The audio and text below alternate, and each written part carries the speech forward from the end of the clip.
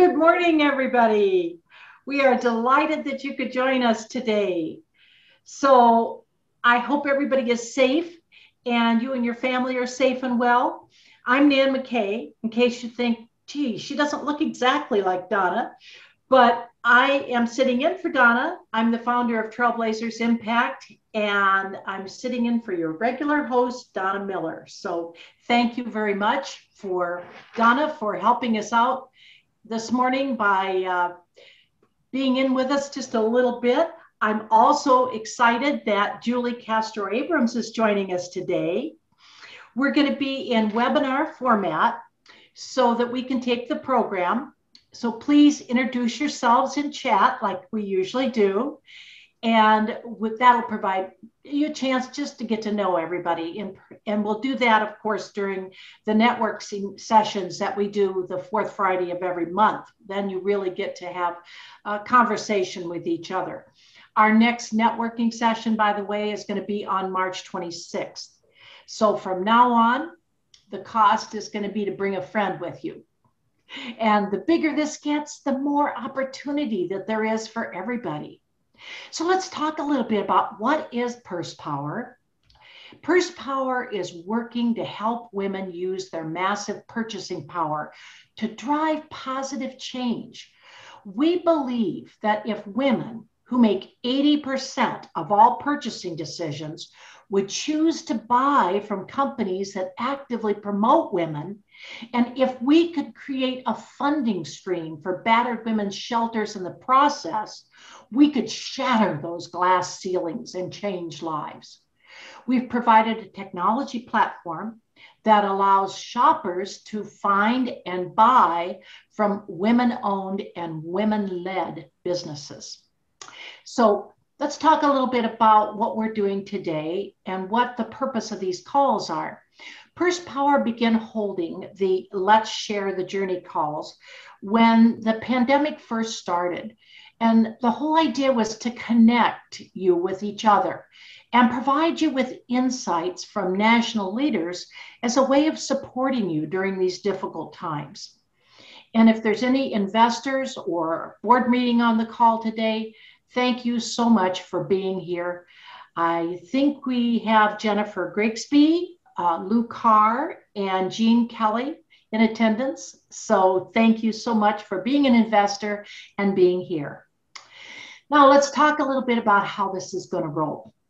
I'll introduce our sponsor, Julie Smith, with Mariner Wealth Advisors, and she will introduce our guest, Julie Castro Abrams. So please introduce yourself, remember, and share your comments via chat. And then you're going to be able to ask questions by clicking on the questions link on your control bar. So please capture your questions as we go, kind of just write them down. And then we're going to have a live Q&A period later in the broadcast. So as I mentioned this morning, our broadcast is being sponsored by Mariner Wealth Advisors. And we deeply appreciate their participation and support today. Julie Smith, a senior wealth consultant with Mariner, has attended several of our Let's Share the Journey calls, so she's familiar with the forum, and she's going to be introducing our speaker this morning. Now, let me tell you a little bit about her. She brings more than 25 years of experience to building relationships and connecting prospective clients with advisory teams. Before joining Mariner Wealth Advisors, Julie was a vice president in the private bank of JP Morgan, taking care of clients' banking, investment, and trust needs. Julie has been recognized as a woman in business champion by the Tulsa Regional Chamber of Commerce, which is a big deal. She's had articles published in the Tulsa World and is the chair of the Tulsa's Ballet Investment Committee. She's an executive advisory board member for the University of Tulsa's Collins College of Business and is a past board chair for the Girl Scouts of Eastern Oklahoma. So, Julie, tell us a little bit about Mariner Wealth Advisors, and please introduce our guest today. Thank you, Nan. We are so pleased to be a sponsor today of this Purse Power let's share the journey, because Mariner's chief operating officer, our chief investment officer, and our own Tulsa managing director, Janice Shoulders, they're all women. In addition, we have over 40 locations across the nation, and several of them are headed by women.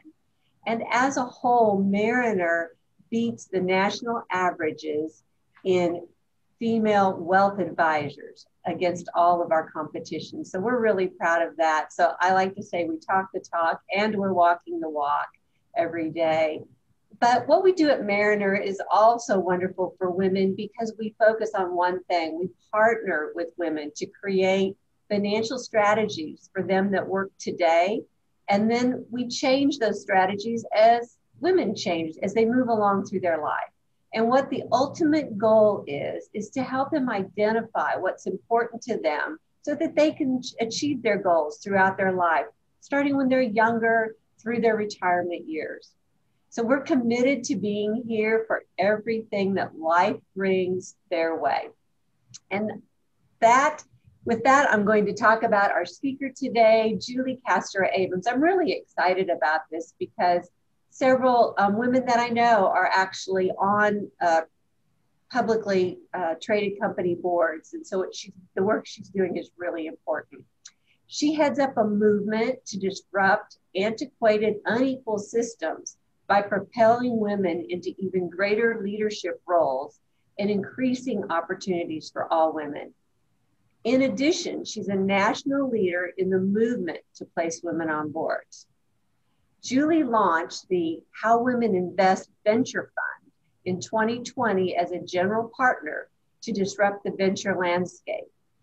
An active investor and advisor to startups and the leader of the nation's largest microenterprise and microfinance organization for 11 years, Julie has helped launch over 6,000 women into successful businesses. She serves on numerous fintech, stands for financial technical, advisory boards, nonprofits, and women's foundations, and acts as an advisor to Lend, Donate, and NIA Capital.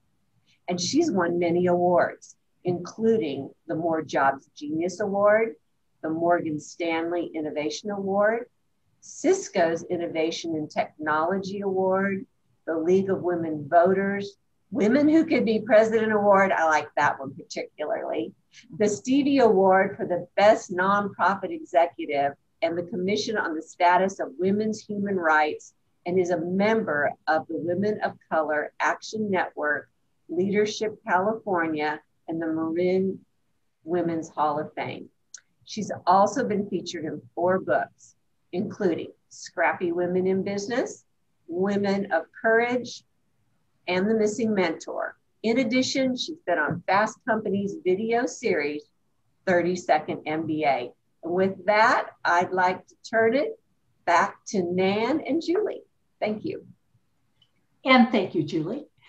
Julie, to kick this off, we want to get to know you. So please tell us a little bit about your background and how you arrived at this place in your life and career.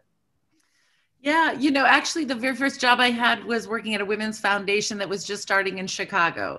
So my roots into women's activism, honestly, were largely birthed, I think, out of that. And we know that 85% of the women in the C-suite were athletes, and I was a big athlete growing up. And I think that had a huge impact on my leadership. So get those girls into sports.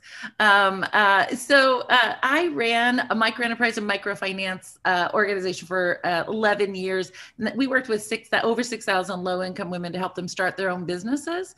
And God, there was that just gorgeous work. I was exhausted after doing it for 11 years, but really seeing the courage and creativity, innovation, and the way women, honestly, it was like, just give them a chance and they could create their own livelihood, sustain their families, build assets, build equity in the community. And so that was just beautiful work, but I was super pooped after doing that. I think like a lot of women in my sort of early mid 40s, I kind of looked up and I was like, okay, I don't want to keep doing the vertical ladder thing. Like, how am I going to remake my life?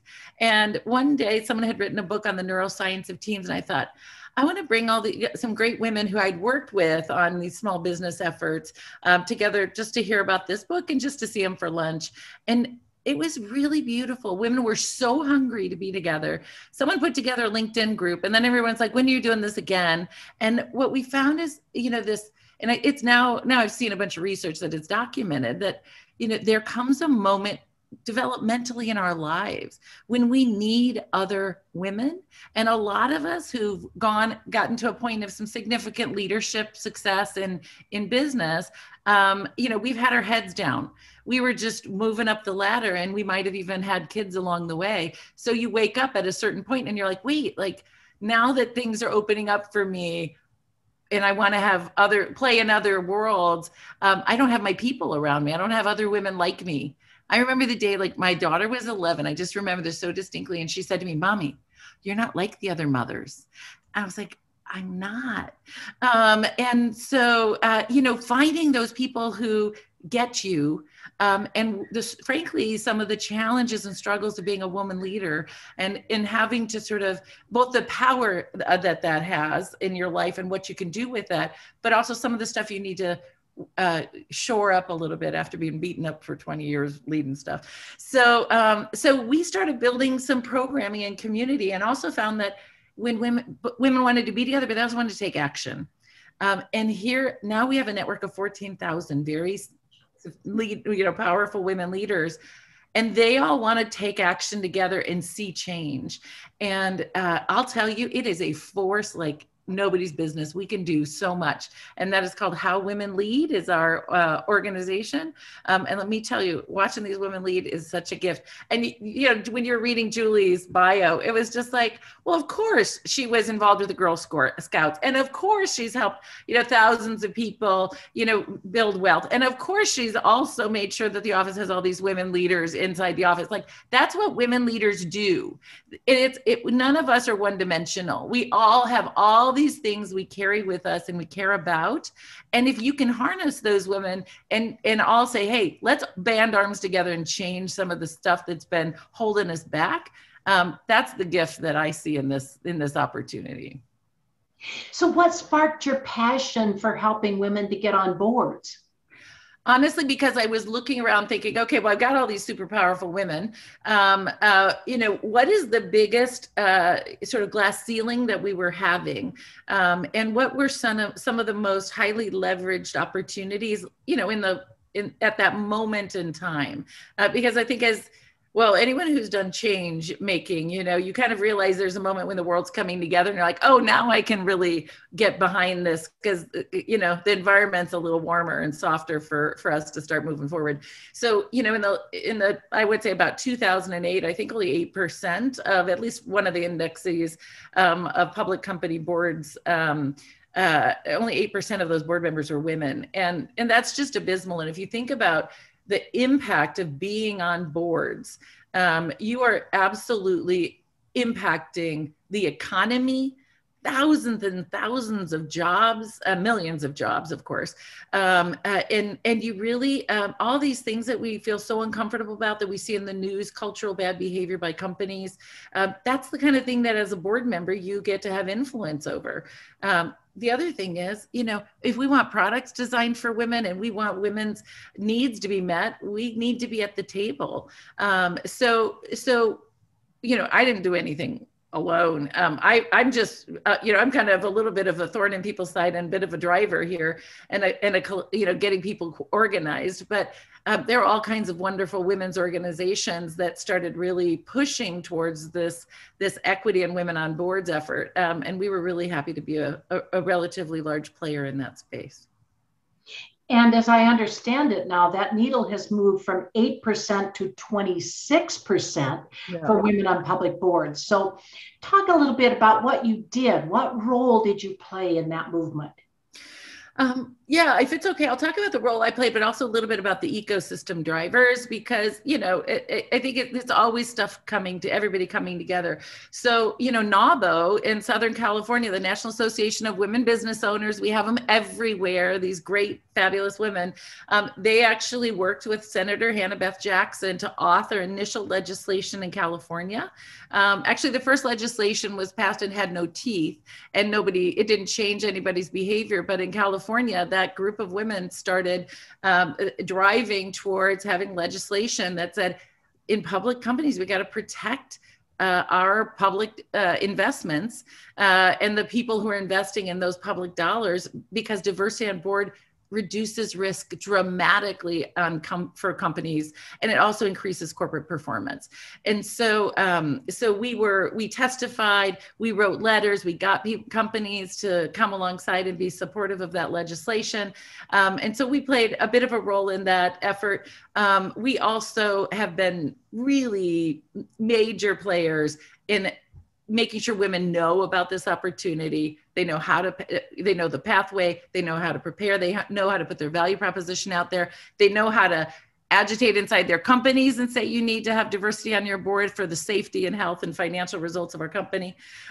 So we've worked with, I want to say about, at least 20,000 women to put this on their radar and get them on a path in some way to looking at being on boards. Public company boards are very small percentage of all the corporate boards in the United States. So you can only legislate public companies, but you can influence private companies. And that's what I would say is stage 2 that I'm starting to actively work on. But just so you know that, in Europe, we've had legislation for a long time around public company or board diversity. California was the first mover in the United States, but there's, I think, 6 or 7 other states that have taken up this legislation.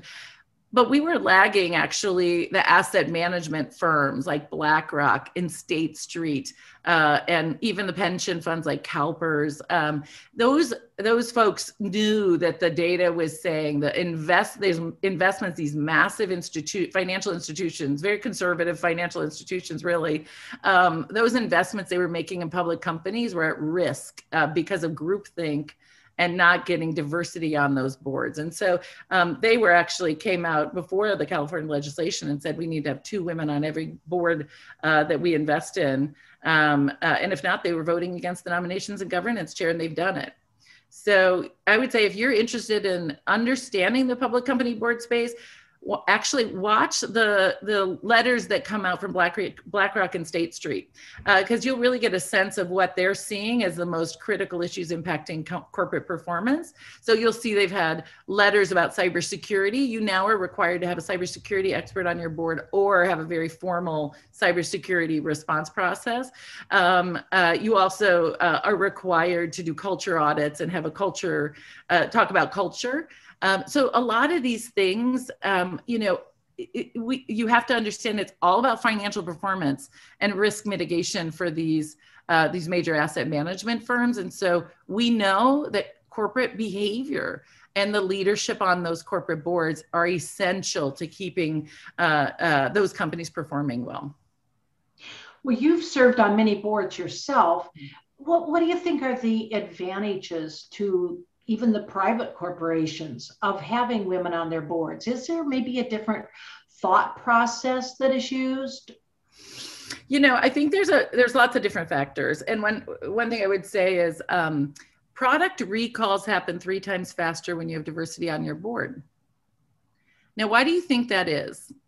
Maybe you could say, oh, well, maybe women or people of color, the diverse people on the board, happen to, somehow have more insights or care more. I don't think that's it. And the research is pretty clear right now. What Enron was the example of groupthink. It was not a board that was actually actively governing. And we've seen multiple examples of that. And having diversity disrupts groupthink. So just putting diverse people on the board up games everybody. We all perform better. I'm sure you've had experiences in your life where you've experienced this, where hey, if I'm around all people who are my age, who had similar backgrounds to me, we don't have to even, you could shortcut half the conversation. We get each other. You're kind of like, oh yeah, I know. So you let your guard down, and it makes it sometimes more fun and easier, and you can get a lot more done faster. But that doesn't mean that you are actually making good decisions. And furthermore, you are relaxed. And when you bring other opinions and people into the mix, everybody up games, everybody performs better, because you're kind of like, oh, I need to be on my toes because I know so-and-so is going to bring, their perspective, and I need to make sure I've studied and brought my A game to the table if I want to see things go the way I'd like. So I think it just makes us all better. We're seeing that in corporations, and seeing that in terms of just how companies produce and perform with their employees. There's a time and a place for being casual and comfy and everybody agreeing. And then it's better if we have different points of view, and we have good structured processes. I think that proverbial, the meeting happened on the golf course. You can't keep doing that in California when you have 3 out of any board with 6 or more people on it has to have 3 women. You got to change your dynamic. You got to change how your board meetings function. You got to change how you onboard people and how you make decisions. Which frankly is good for all of us. It's not just like, we're going to just let, Jeff decide because, he's the one who seems to have the best ideas all the time or something. I'm just not even going to read my board packet, which if you've ever been in board meetings, it is often the case that some people are slacking and not reading the materials and not really, preparing for those board meetings. Well, let's set up a scenario. Let's say that I work in a private corporation. Let's take it in the private role where I don't have any legislation behind me. Right. But if I want to play a board role someday, what should I do to prepare and maybe position myself within this private corporation for board service? Yeah. I mean, I think across the board, if you want to think about it, if I have a company, small, big, whatever it is, you want people who have, perspective that is broader and bigger than yours, that can help you see around that next corner. So generally, it is the case you want someone who is actually what we call run a P&L, a profit and loss arm of a company, or been a CEO themselves. So somebody who understands those hard trade-offs between revenue and expense, and how to really build something. Largely it's that generalized senior leadership role with overseeing all different sides of the equation. So the more you can get into those situations, like a lot of women are sort of tracked or allow themselves to go into HR and things like that don't actually have P&L responsibility. So I'd say anyone who is a little earlier in their career, try to get P&L responsibility. Of course, there's subject matter expertise that is needed today. And there's also subject matter expertise that will be needed tomorrow. We may or may not even be able to see it. So, 10 years ago, it was all CFOs and CEOs that were on boards. Now you are absolutely looking for people who have, when Black Lives Matter happened, everyone was like, called me up and they're like, can you help me find a Black CHRO for my board? Like a Black Chief Human Resources Officer. Everybody was starting to really realize, listen, like you can lose your company. State Street came out with a statement saying, culture trumps physical assets across the board in companies. And in some companies, it is as much as 94% of corporate value. That means if you screw up and it zooms out in social media, you can mess up your corporate value really fast these days. So you need people on that board and on your senior leadership team who understand the different risk factors out there. So that's an example of of how different roles and responsibilities will be needed more and more. Cybersecurity, people who really understand culture, and I would say keep track of those asset management firm letters, so you can see the direction that the public companies are going in, because private companies follow. But there's some other parts of this story, Nan, because the vast majority of all boards are private, and you can go on those boards if you play in Julie Smith's world.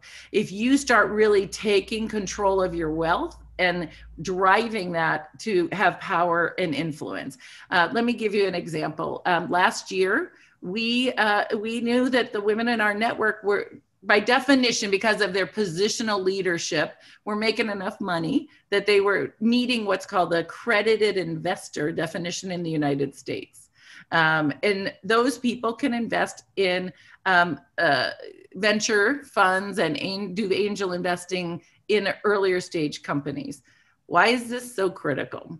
Well, the venture capitalists are the first people to go on the board outside of the CEO, CFO, or maybe another operator. Okay, so culture is set with the first 30 people in a company. If you're not on the board in that first stage, it is very hard to shift culture. You are late to the game, and it's going to be much more challenging to really add value.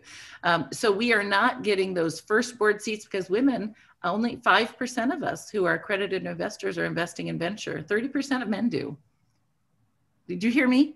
5% of us are investing in venture and 30% of men are. So we are leaving power, influence, and wealth on the table. I invested $25,000 in someone a couple of years ago, said, hey, I want to go on your board. And there was a brand new early stage company. They're like, okay, fine. We'll probably have to kick you off when the $10 million venture investor comes out. I'm like, that's fine. If I'm not adding enough value by then, then I'll go on my merry way. But you have power with your wealth there are all kinds of options for us. We created this venture fund last year, and we've made partnerships with a couple of these firms that will take your retirement funds. You can literally take retirement funds. It's another asset class, just like investing in a mutual fund. You can take your retirement funds and invest in venture. Now, I'm not going to convince anyone they should overinvest, or do anything irresponsible. You talk to the Julie Smiths of the world, figure out what's right for you. But that said, you can ask your wealth advisors, hey, listen, I want to actually invest along my values. What's possible for me? And start to really play a role in venture. The other thing is, people are looking for advisors for early stage companies that are technical and don't really govern as much as they do just like roll up their sleeves and start to really help those companies thrive. And that's super fun. If you haven't done it, just extend yourself. Maybe you get a little equity. Mostly you don't get paid. It's super fun. It also gives you really deep insight into what those CEOs are struggling with, so that the next stage you can go ahead and start to take board roles even. But also nonprofit boards are a critical pathway for a lot of women. It's not a qualifier for a board seat, but what it does is it gives you networking. The majority of the women I know who are on public and large private company boards, they said they got their first board seat because of an introduction of someone they served on a nonprofit board with. So go on nonprofit boards that have influencers on them and do a great job. Show up. Don't just, be a laggard because nobody's going to recommend you. Show up and do a great job. And you'll learn also what governance is compared to operating. That was very hard for me. I'm an operator. I run stuff. I want to tell you how to do it. I see how you can do it better. I want to just create it for you. That's not really how you govern. That's not what you're supposed to do when you're on a board. So building your muscles on a nonprofit board of how do you ask the right questions to really, help that leader think outside the box, because a board has a different viewpoint, a different perspective than the CEO. The board members can see things because of their role. It's just like we talk about the orchestra conductor, right? An orchestra conductor isn't the expert in the violin. you can see things that the head violinist, who's the best violinist in the country, can't see, because literally they're not standing in front of the whole orchestra. They're just hearing the violin section. So, as a governor, you are the ultimate orchestra conductor, because you have a different viewpoint. And so we all have our different roles we play in building your muscles and being able to articulate your value, both around governance, but also around other areas of expertise. And knowing that life stage, a company that's right for you is just super important. I want to just give you a little bit of a plug, and maybe you can just tell people how to get in touch with you, and then we'll talk about our last question. But the name of your venture fund is called How Women Invest, right? Yes. So how would they get in touch with you? You can write me at julie@howwomeninvest.com. Let me tell you a couple things I would love to do with you today. One, if you know women founders, send them to me. But let me tell you what we are specifically looking for to invest in. We're looking to invest, and we'll invest about $500,000 as a first round investment at late seed Series A. So what that means is they're in a life stage where they have some revenue and they're ready to scale. They have revenue in the tech, and ours is all about tech-enabled companies. So a company where their technology is not in what we call a beta, they're not in an early stage testing, they're actually ready to run. Those are the companies we want to invest in. We only invest in companies founded by women. There's a place for male founders, that's fine, but only 2% of venture dollars go to women-founded companies. 17%, well, the number changes every day, it seems, but for male, female founders, it's much higher. One of the gross things that happens is venture capitalists will say to the women founders, you got to bring a man on or nobody's going to fund you. We want to contradict that. So if someone told you to bring on a male founder, I'm sorry, but we can't fund you. Next time we'll fund you if it's just you. The other thing that I want from you is for you to tell 10 women that you heard this today, and you know that you are all leaving your power, wealth, and influence on the table if you don't step up and at least learn what you're leaving on the table. So we have what we call, for lack of a better word, like an angel investing introduction. Nobody wants anything from you. We don't even have space on our venture fund to invest today. We'll do another one in a year or so, but we can introduce you to other venture funds run by women founders. But we want a movement. We want everyone to know how to play in this space if it's right for you. Not just because we want to have power, wealth, and influence, but also because we want to disrupt this inequity. Just seriously think about it. Women start 40% of companies in the United States. Only 2% of venture dollars go to women-founded companies. It is just bias. And people don't even know they're doing it, but the bias is so deep. The entire structure of the system is broken. And what we want to do is, the venture fund's just the start. We want to disrupt the whole space I want to get 10,000 women investing in venture. I just want $1 billion, ladies. It's not that much. 10,000 women will go fast. So please start exploring this space and see if this is right for you. Well, that sounds exciting. I just want to ask one last question before we go to Q&A. And I know we probably don't have much time to talk about it, but it's one that is so important. Women have potentially lost decades worth of progress due to the pandemic. What do you think comes next? Yeah. Well, you have to kind of understand we've lost 5.3 million jobs in the last year. 5.3 million women have left the workforce. We're at a 33-year low in women's employment. So among other things, what this means is 40% of households in the United States women are the main breadwinner. Think about the financial crisis this is going to result in for families across our country. So this is super scary. We have got to now take major action to re-engage people in the workforce. And this is not just somebody who lost their job as a restaurant worker because the restaurants were closed. Black women, working mothers, and very senior women executives are what McKinsey found were the 3 groups that were most impacted. Black women, because they didn't have any allies. And if you were able, they documented that if Black women had allies in a company, they stayed at the same rate as white women. So Black women are just like exhausted from all of the struggle and the fight and the inequity. And very senior executive women, it's the emotional labor of caring for everybody on the team that's layered on top of the family responsibilities, if they have them, and all of their regular responsibilities, right? So we have to restructure work. We have to change our definition of the ideal worker. And there are a couple technologies out there. There's one that's a childcare matching technology for working, for stay-at-home moms. You can have up to 6 kids that you care for in your home.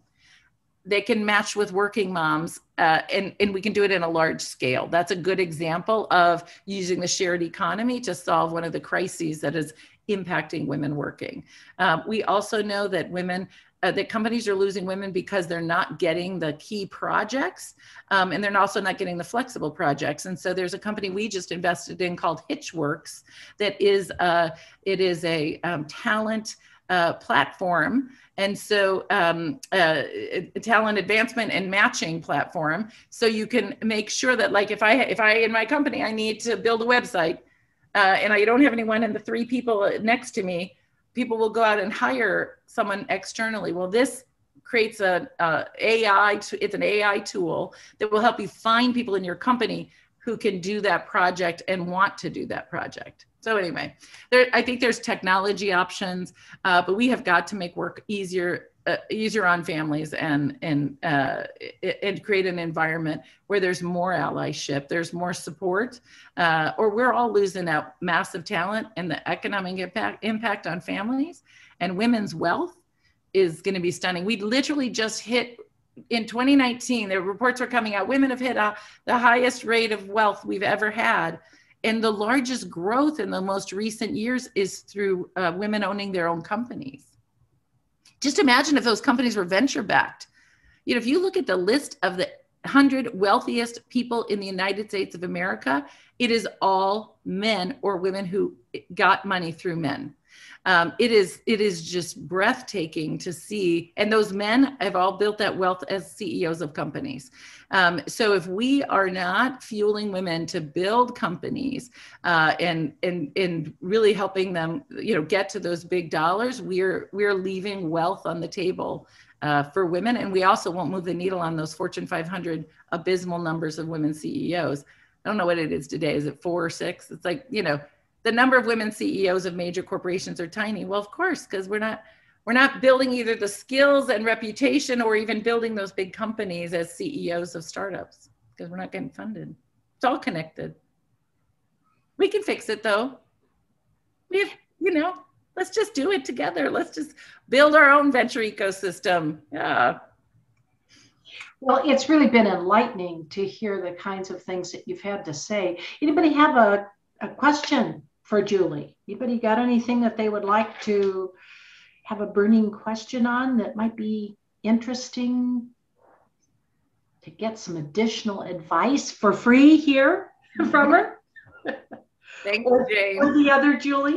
Well, Jane just posted, I can see you as the CEO. And, I've been, for better or for worse, I've been doing it since my early 30s. But, I was just meeting the other day with a woman who was the CEO of built and sold 4 natural products companies, and literally sold them when they were the absolute #1 brand, sold them to private equity companies. Okay, so she's a total badass. And another woman who is most recently the CEO of a global cybersecurity company out of Spain. And we were talking about our leadership journeys.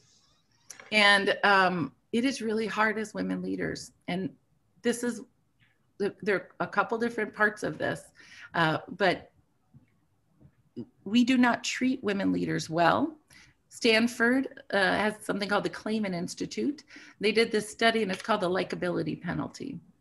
So all you have to do is watch how people are treating women in the media, politicians, whatever, if you watched, what people said about Hillary Clinton, whether you liked her or not, they talked about things that were so bizarre about her as a leader. And what you need to know is, like, here are these women who are courageously sticking their necks out, and women beat them up just as much as men do. And as women, we have got to be better with each other. And we have created a credo in our organization. We ask you to do 4 things. We ask you to be fierce advocates for each other instead of being mean girls and sharp elbowed, and, stop and think. I was built that way. I grew up that way. I've been undoing that bad behavior my whole life. First think, what's good, what good can I see in this woman's leadership? And just try to stop yourself from saying the negative stuff. Second, we ask you to say yes to making introductions and helping each other. Men are so much better at this than we are. Literally, they meet each other on a golf course. They're like, hey, you don't happen to know so-and-so venture capitalist. Would you make an introduction? The guys will do it without blinking. Women bizarrely hold our contacts like we are, somehow we can't possibly extend our privilege and our connections. And we have got to be better at that. These 2 disruptive behaviors that we have towards each other and as a collective are really bad for women moving forward in leadership. The third thing we ask you to do is reinforce her voice when she speaks up. And it's not just in a meeting with all men and one woman that women speak up and no one hears them, and it's a guy's idea 10 minutes later. We hear that story all the time. But in other ways, literally the PR Council of the United States did a study recently and looked at who was quoted on newspapers, business newspapers, the front page, and articles around finance and other business topics. Women are woefully underrepresented. We're like, 30% at best of any commentary on those kinds of topics. So we have got to reinforce each other's voices. So when this podcast goes out, send it to everybody that you know. Reinforce voices of women trying to make change happen. And finally, and this is the hardest for all of you, so lean in, ladies, we ask you to be unabashedly visible. It doesn't serve anyone for you to hide your light and to act small. My daughter is watching you. If you are not stepping up and being powerful, if you are apologetic for just being who you are and standing in your leadership, she sees it and she's going to emulate that. And we can't have that anymore. So yes, you're great at being the number 2 and being the COO and being the back, the person in the back, making it all happen. And that's admirable. But what we need you to do is step up and be visible and show your leadership and talk about it and be powerful and maybe grow some thick skin. I'm not so good at it myself. Like people, that thing about being president, it's like, oh my God, they'll say mean things about me. I can't possibly do that. Like, I think a lot of us think that, right? But I watch some of these young women, a lot of people roll their eyes about, always about whatever generations in their early 20s. These gals are so strong. They speak their minds, and that was beaten out of us. I don't know. We were taught not to speak up in those ways. And I think I see a change happening with younger women. The other thing I see that I think is beautiful, because I have kids in their 20s. Remember when everybody was like rolling their eyes about everyone getting a trophy and they're like, oh my God, they'll never learn to compete. They'll never do anything. My kids, one of them, went to Harvard. Like my kids they won the genetic lottery. They're killer. And they're building big careers in business, and 2 of them at IPOs and, have some resources now. They do not ever want to get ahead if somebody next to them is being left behind. And it is beautiful. We weren't taught that way in my generation. We were taught, got to make sure you get it, especially as women, right?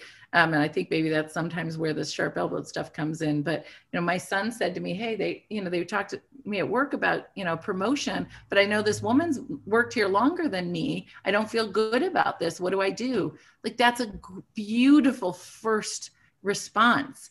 It doesn't mean he doesn't deserve it. He may be smarter and better producer than her, and who knows what's going on the inside. But wouldn't that be great if we actually cared about each other in community and made sure we extend our privilege and our power? And we definitely have power of our purse, Nan. You can buy products from companies that you think are doing things the right way, and you can invest in ESG or other things that you think are important venture that really say, like, I believe in this kind of company, and this is the kind of thing I want my money to work for. And be that role model that you want to be for your children, if for nobody else. We got a couple questions here. Okay. Case Lane, my good friend, says that besides access to funding, what else should be done to encourage women to start their own businesses? What do you think? Well, the two things women lack, or, in comparison to men, is networks and money. So I think creating networks of women that support each other is just essential. And it is lonely at the top as a leader. So ask people to be on your personal board of advisors. Nan and Julie, if someone came to you and said, hey, I'm starting up this company. You have great expertise that would help me. Could you give me a half an hour a month for a year just as an advisor to help me think through stuff? There are very few people who would say no. And so, if you time bound it, it's not forever and it's only half an hour, give it some structure. But I think, rallying other women, we don't like to ask for help often. We like to give it because it feels really good. It feels a little risky to ask for it. The likelihood that people say yes is very high. But, when I ran this micro enterprise organization, one of the things we found is women desperately seek self-efficacy before they move. That means you got to know what you know and know how to move forward before we move. So we're a little risk averse because we want to do a great job. And that's beautiful. There's so many things people will be like, oh, women are too risk averse. Well, okay, let's talk about why. And always ask the question to get back to the source of things, ladies. But women need to know how to put a business plan together. They need to feel like they have the sort of roadmap and the training often before they move. And I saw this in starting your own companies. So all these beautiful women's business centers around the country or other organizations that are doing some training, it's really valuable because it gives women the confidence to move forward. The other thing is, really creating environments where we can sort of bridge even for those crowdfunding sites, those are super valuable for people testing a product or starting a company. So extend your privilege in your network. If you have a friend I have a cousin who created a butter company for a hot second, and she did a little crowdfunding thing, and I sent her $50 and send it to some of my friends, and we all gave her a little bit of money to go to the farmer's market and start her little butter company. That's a beautiful thing that we can do for each other, even in the small ways. Women helping women, so important. Paula Kuykendall also has a question. So she says, what are the primary board member search firms and how do current women board members recommend other women? Okay, this is an awesome question. 15% of board searches are done by search firms in public companies. Okay, that's really small.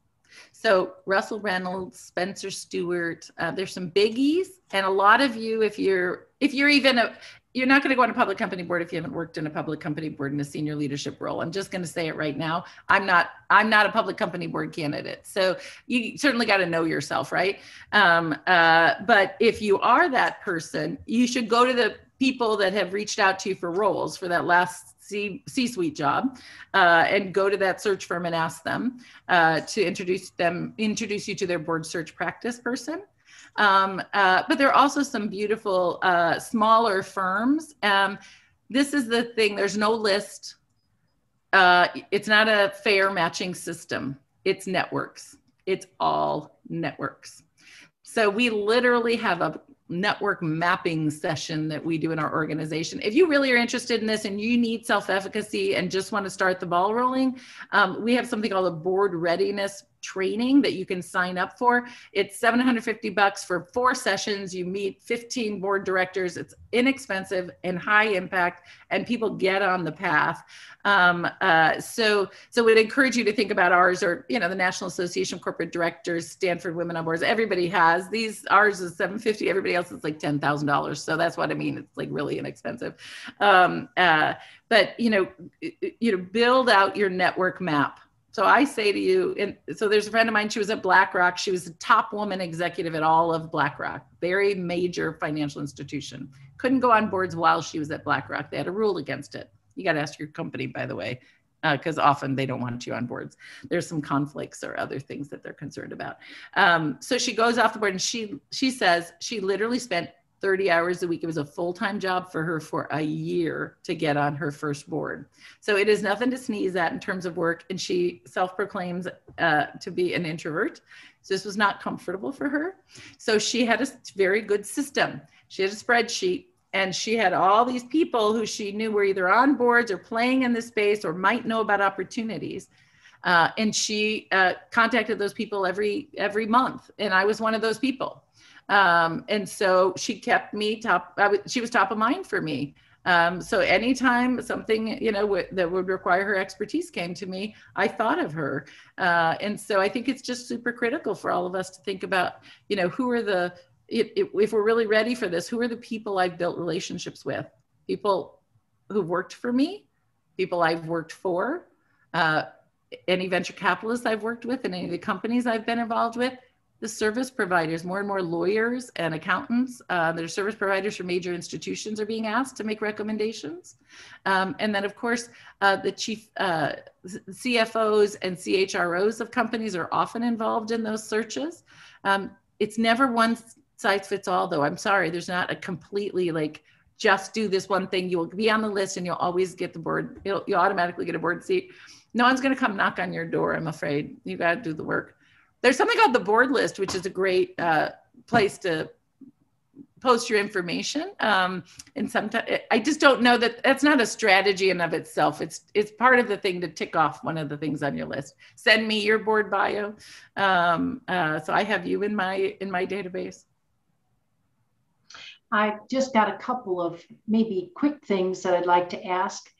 At the end of the day, Julie, what would you most like the people attending the call today to have learned from you?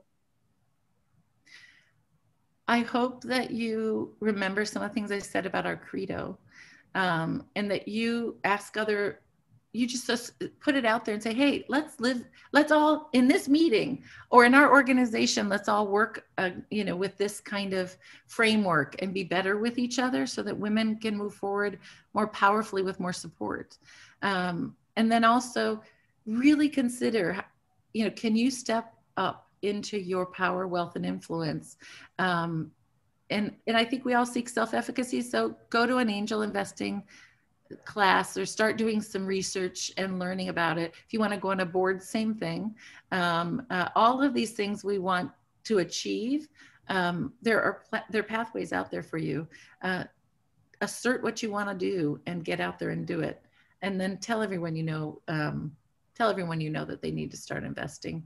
All the women they absolutely have got to start stepping into this space. That's how you're going to get those board seats. That's how you're going to start seeing the wealth generation that you want to see and the equity we want to see in leadership for women. And don't be a mean girl. Yeah, I know. So given everything we've discussed, what are the top 3 actions that you'd like our audience to take after leaving this call today? Yeah. Tell 10 people, 10 women to consider that you had this conversation and maybe even together. There's something called a mastermind group. Create a mastermind group and all get together and start, building your investing knowledge and skills. If you want to go on a board, sign up for our board readiness training or any other board readiness training out there. Not that you have to be trained. It builds your self-efficacy and confidence and your roadmap so that you're going in the right direction. You'll feel more confident and go faster. I think 2 is plenty. And then 3, just, live that credo. Please, gosh, ladies, we got to do better.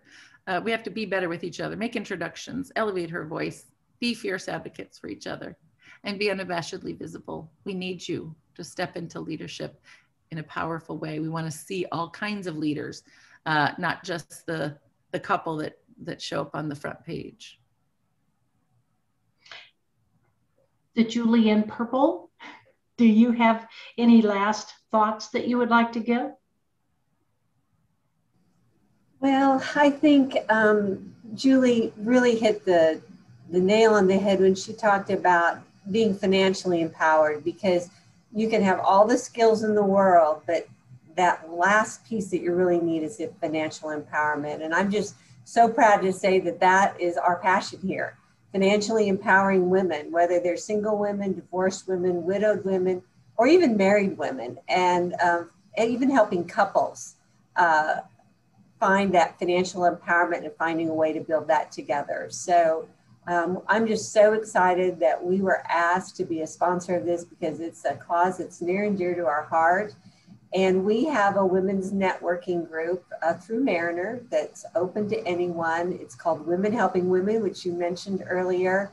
And we do that training that Julie was talking about, where we have webinars and we're getting women together. We're teaching them about investments. We're teaching them about what's going on in the world, how to move ahead. And this is just another piece of it. So we just love being involved in these kinds of things, and we look forward to doing more in the future. And I know this isn't exactly, Nan, sorry, but I know it's not exactly sort of 100% aligned with what we're talking about today. But, you know, I just got an email from a friend who said, hey, foster kids in one of our neighboring communities don't have a place to live. They're a bunch of teenagers that because of COVID, they're all warehousing them in a public high school gym, and that they need, you know, blankets and stuff. And then I got another thing where in very local, in my neighborhood, they were like, okay, for families who don't have the main working person is no longer working, we're paying utility bills, and we're buying groceries for them. It feels so good to give. And so people are in such crisis right now. Another part of the power of our purse is actually helping other people and doing it without strings. I think a lot of people wield money in messy ways, and frankly, giving unrestricted dollars, or like I have a cousin who I know struggles, and you know, as a single mom, and I send her cash every once in a while, unsolicited, without any expectation of anything. Those are the kinds of things I want to encourage you guys to think about. How can you use your privilege today to help other people? And don't do it alone. Get your sisters to help, your friends, and build the group. It makes it more fun and feels so much more impactful, right, Julie? And sometimes we just do things because it's the right thing to do. Yeah. So thank you so much to Julie Castro Abrams, Julie Smith, Mariner Wealth Advisors, all attendees, and our special guests. The upcoming shows, let's talk about those for just a second. On March 19th, we've got Elena Zucker and Lenita Mitchell Blackwell, and they're going to be speaking about goal setting and scaling your business. And then on March 26th, we have that thing we all love, the networking meeting. So please sign up for the directory listing if you haven't done so. Purse Power is working on the website to make the levels a lot more valuable. And I know it's hard to get attention these days, and Purse Power would like to help you. So Donna will be letting you in on what they're doing very soon. Your company is eligible for a listing if your company has a female CEO or president, or your company's 50% owned by women, or you have at least 20% women on your board. The other thing to do is download the Google Chrome extension, and it's a top bar on the homepage. Also use your Purse Power directory to buy from women-owned businesses. Like and share our social media pages. Another thing you could do is let your friends know about this webcast every Friday at 10 Central, and register every week so that you get the link on the homepage. Well, thank you again for being here. One last thank you to Julie Castro Abrams for being our amazing guest today. And we deeply appreciate Julie Smith and Mariner Wealth Advisors for sponsoring the program. Have a great week. See you next Friday. And remember, what do we want to say? Purse Power. We have it. Let's use it. And Donna will be back next week. Thank you.